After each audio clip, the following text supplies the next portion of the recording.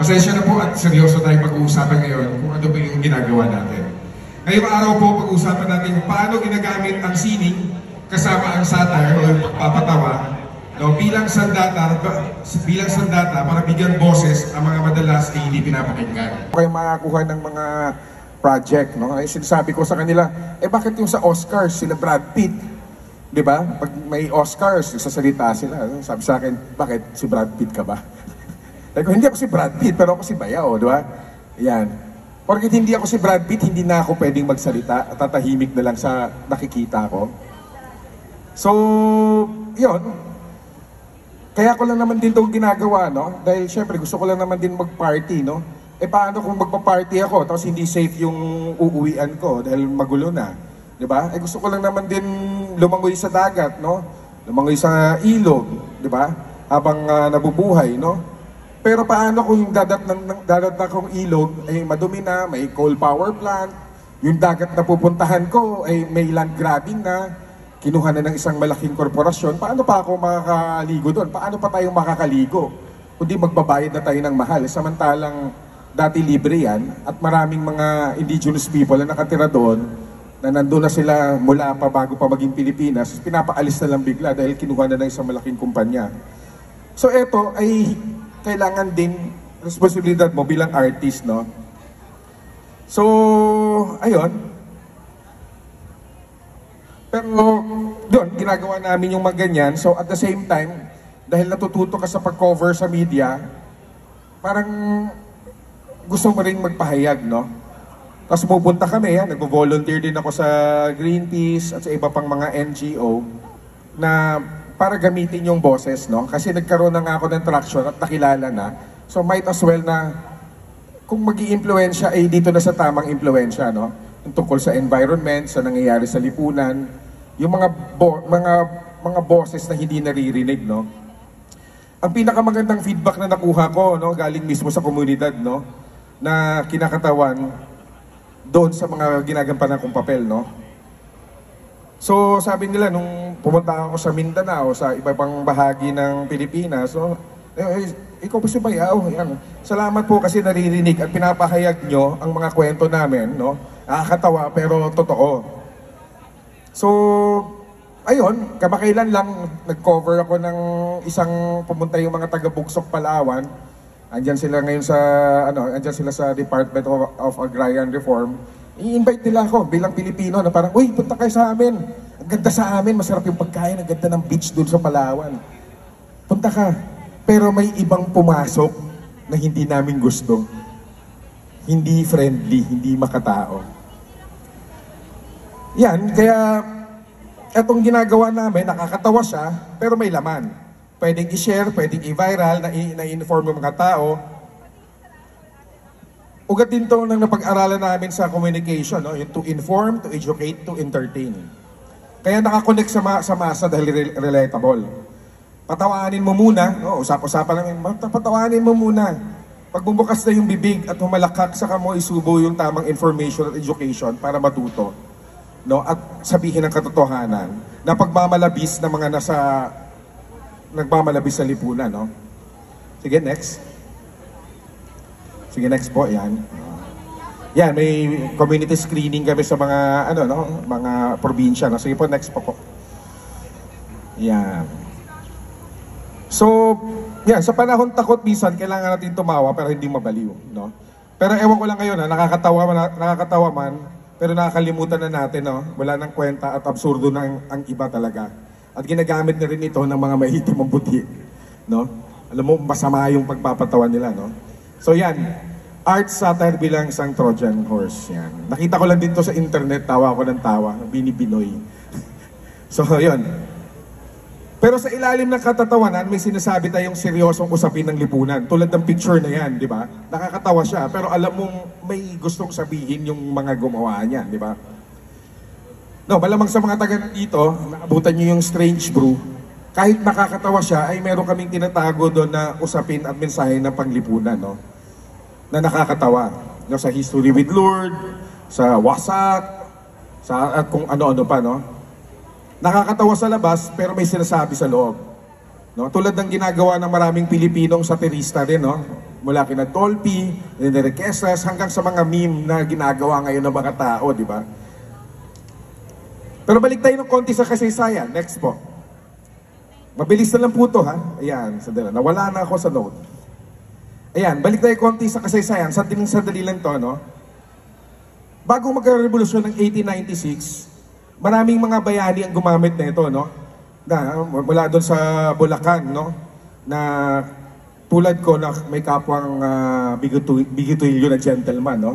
Hindi si Empoy, kundi si Marcelo H. Del Pilar. Yan, si Del Pilar, si Rizal, no? Si Del Pilar kasi, sinasabi, siya yung patron saint ng mga mamahayag. Yan, lodi yan ng mga journalist, no? So, may ginawang parang satire si Del Pilar, no? Ito yung dasalan at tuksuhan. Yan. Sige, next po. Yung dasalan at tuksuhan, pinalitan niya yung mga misalet sa sa tawag dito, sa simbahan. Inutusan niya yung pamangkin niya si Goyo. Tapos, yun, habang nagmimisa, tawa ng tawa yung mga Pilipino. Kasi biruin mo ba naman, yung Aba Ginoong Maria ay pinalitan niya ng Aba Ginoong Maria, no?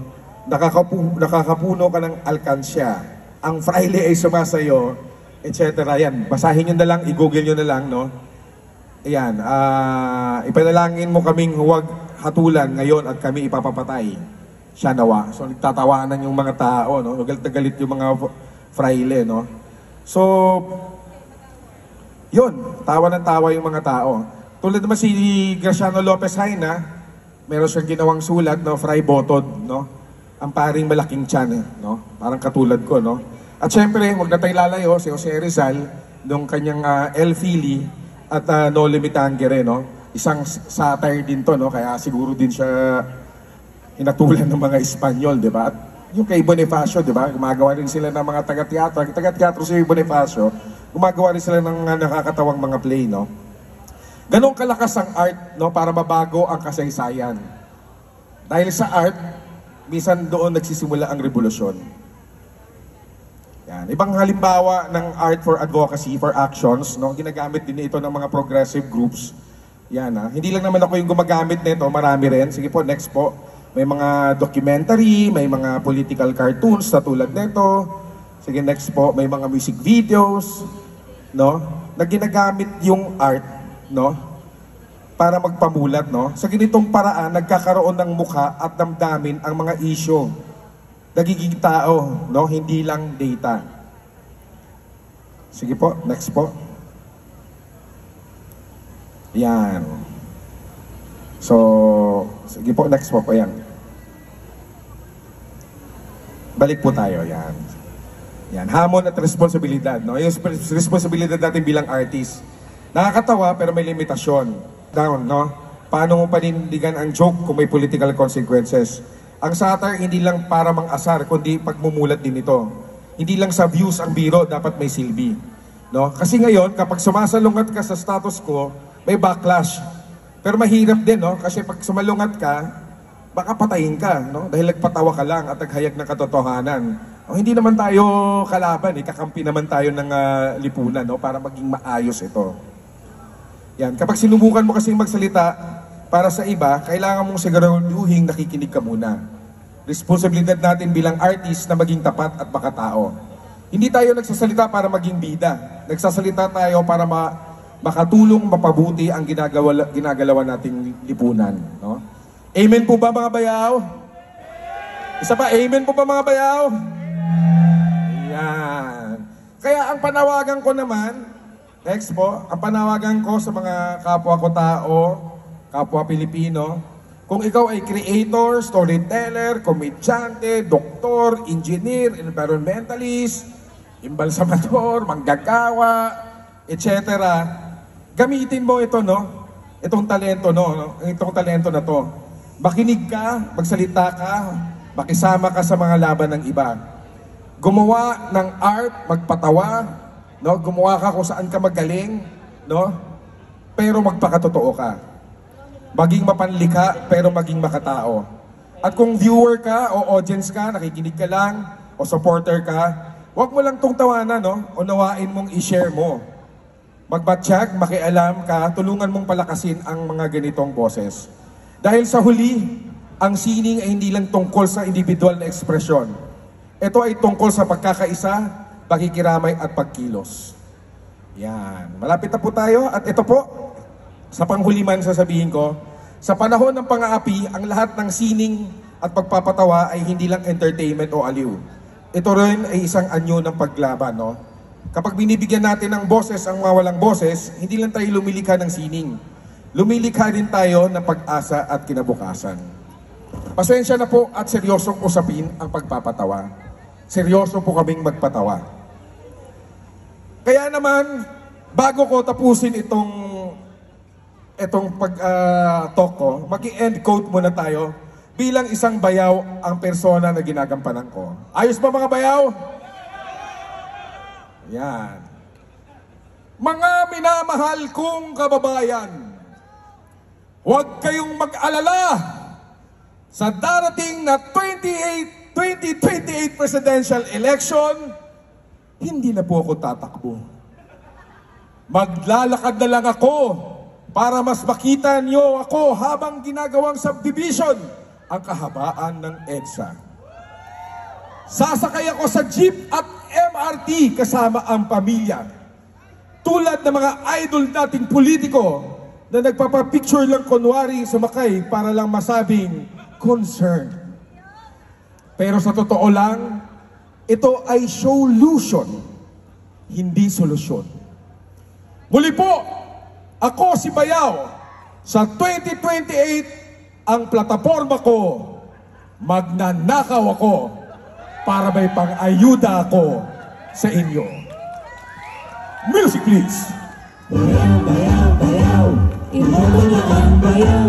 Bayaw, bayaw, bayaw, iboto niyo ang bayaw. Bayaw, bayaw, bayaw, iboto niyo. Maraming po salamat, Bayaw, Tito, OG Jun sa Bayton. Huwag kang kalimutan sa darating na halalan, number 69.